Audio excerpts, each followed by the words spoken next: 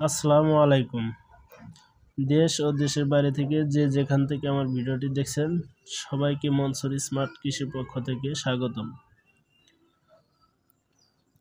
তো আজকে যে বিষয়টি নিয়ে কথা বলবো সেটা হচ্ছে স্প্রে শিডিউলের সতর্কতা। আসলে স্প্রে শিডিউলের সতর্কতা কি? আমরা অনেকেই যখন তখন বিষ কীটনাশক জমিতে স্প্রে করে থাকি ফসলের ক্ষেতে। তো আসলে এই কাজটা কখনোই করা যাবে না। প্রথমত আপনারা আবহাওয়া ভালো থাকলে সকালে অথবা বিকেলের দিকে স্প্রে করবেন। আর যদি আবহাওয়া খারাপ থাকে,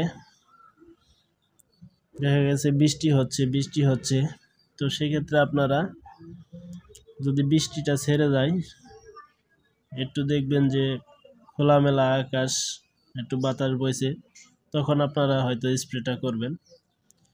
আর অবশ্যই আপনারা বৃষ্টির মধ্যে কোনো ধরনের হরমোন এবং ভিটামিন প্রয়োগ করবেন না।